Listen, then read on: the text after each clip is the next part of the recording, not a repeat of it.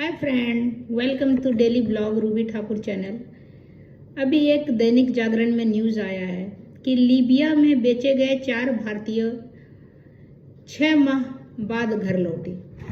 मतलब ये बच्चे जो हमारे यहाँ के हैं, बेरोजगारी में मेहनत नहीं करना चाहते हैं और बाहर जाके सोचते हैं कि अगर हम अपने देश में मेहनत न करके नहीं कर सकते हैं तो बाहर जाके पैसे ऐसे रोड पे फेंके हुए हैं उठा के ले लेंगे। ये गलतफहमी के कारण है ना, दलाल जो है, दलाल उसका फ़ायदा उठा रहा है। और दलाल क्या कर रहा है, माफिया हो गया है विदेश भेजने के लिए। अगर आप मेरिट में जाइए, जीआरई, जीमैट या ऐसे भी आप जा सकते हैं तो ठीक है, सही तरीके से जाइए। लेकिन ये गलत तरीके से दलाल के थ्रू आप जाते हैं, अपना घर, अपना ज़मीन सब बेच के आप उसको पैसा दे देते हैं, अनाप शनाप पैसा लेके। कोई निश्चित नहीं रहता है कि आपको कहाँ पहुँचाएगा, क्या किस मुसीबत में आप फंसेंगे। उसी का एक उदाहरण आप देखिए, लीबिया में जो 4 भारतीय युवक था वो घर लौटे, उसको कितना मुश्किल का सामना करना पड़ा। उससे जब इंटरव्यू लिया तो बोला एक को 4 बार बेचा उसको, किसी मालिक के पास, तेल वाले के पास। लीबिया में तो तेल ज़्यादा रहता है, तो आप सोचिए कि उसको 4 बार बेचा। तो दलाल जाके किसी के पास बेच देता है, फिर वो आपके साथ कितना दुर्व्यवहार करता है, कितना यातना आपको देता है। इसीलिए सोच समझ के आप अपने घर का, यहाँ का जो भी है वो बेचिए मत, और शॉर्टकट रास्ता मत निकालिए बाहर जाने का। सही तरीके से आप बाहर जाइए, एम्बेसी के थ्रू जाइए, आप वहाँ का वीज़ा लीजिए, आप प्रॉपर तरीके से जाइए, दलाल के द्वारा नहीं जाइए। इसी तरह आप देखे भी थे कि पाकिस्तानी एक न्यूज़ में कि एक बोट जा रहा था, पूरा का पूरा डूब गया। तो किसी ने बोला उसको डुबा दिया गया, क्या पता वहाँ का जो है, जहाँ ग्रीस जा रहा था शायद, तो वो ग्रीस वो डुबा दिया होगा, क्या पता। इसी तरह मैक्सिको से जो यूएस आना चाहता है उसको गोली मार दिया जाता है। इसीलिए मैं अपने देश के युवक को से रिक्वेस्ट करती हूँ कि आप प्रॉपर तरीके से, प्रॉपर चैनल से आप जाएं विदेश काम करने के लिए, अपना रोजगार तलाश करने के लिए। शॉर्टकट रास्ता नहीं, दलाल के थ्रू नहीं जाएं, अपने हिसाब से, अपने इस तरह से जाएं। अभी ये देखिए, लीबिया में बेच दिए गए 4 भारतीय युवक शुक्रवार को स्वदेश लौट के आए। भारत सरकार ने 4 भारत नागरिक परवेश कुमार, मनप्रीत कुमार और रोहित और सुखविंदर सिंह को मुक्त कराया।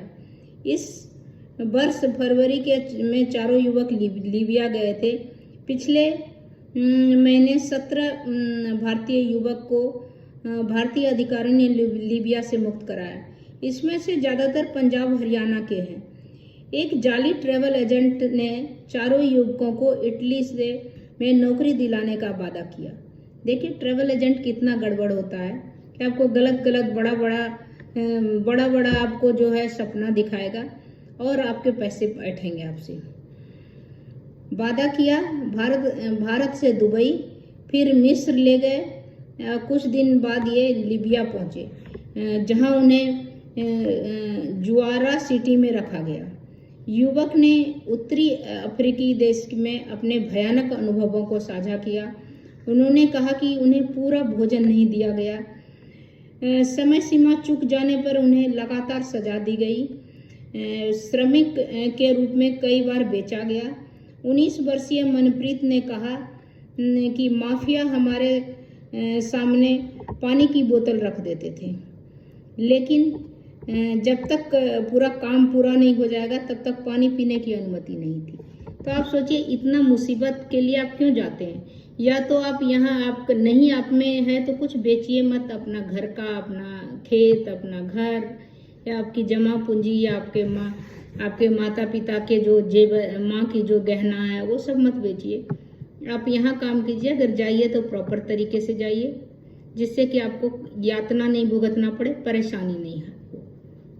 तो इतना ही रिक्वेस्ट है सभी से कि जो जिस लेवल के हैं, कोई सब्जबाग अगर दिखाता है तो उसके बात में, झूठे दलाल के बात में मत रहिए।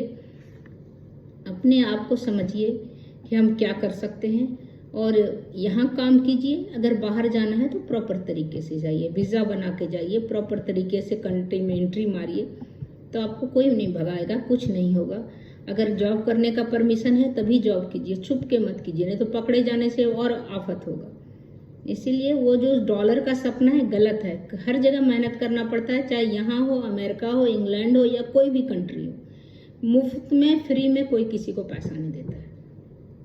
तब तक इतना ही, फिर मिलती हूँ अगले वीडियो में, तब तक के लिए नमस्कार। लगभग 3 लाख लोगों को रखा जाता है। रेगिस्तानी गर्मी के कारण इन मजदूरों को शरीर से बहुत ही बदबूदार पसीना निकलता रहता है। अब आपका अपना कोई वजूद नहीं होता। जी हाँ, बिल्कुल सही सुना आपने, क्योंकि इन मजदूरों के अफसर लोग हमेशा चिल्लाते रहते हैं और ये उन अफसरों के सामने किसी अपराधियों की तरह दिखाई देते हैं।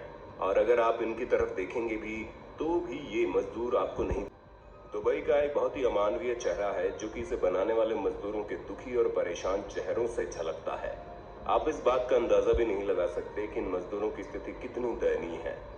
हर शाम दुबई में काम करने वाले इन लाखों विदेशी मजदूरों उनके निर्माण स्थल में बसों ट्रकों में भरकर एक बड़े कंक्रीट के जंगल में पहुंचाए जाते हैं, जो कि मुख्य शहर से 1 घंटे की दूरी पर है। जैसा कि आपके स्क्रीन पर दिख रहा होगा, कैसे कड़ी धूप में लेबर काम कर रहे, वो भी चंद पैसों के लिए। सऊदी में आके फंस गए, कहा है मारता भी है और काम भी कराता है। आप लोगों में बहुत से लोगों ने दुबई की वायरल वीडियोस देखे होंगे जिसमें लोग पीएम मोदी जी से मदद मांगते हैं कि हमें दुबई से निकाल लीजिए। यहाँ खाने होने के लिए, पगार के लिए भी बहुत तकलीफ है साहब, हमको किसी तरह मंगा लीजिए। यहाँ के शेख पासपोर्ट जमा कर लिए हैं, अगर नहीं देखे हैं तो देख लीजिए। वैसे थोड़ा सुषमा स्वराज के पास पहुंचाइए, मैं 3 साल से इधर सऊदी अरब में फंसा हूँ। दोस्तों, दुबई के बारे में तो आप सभी जानते ही होंगे, जो कि न सिर्फ अपनी लग्जरी लाइफ और अल्ट्रा मॉडर्न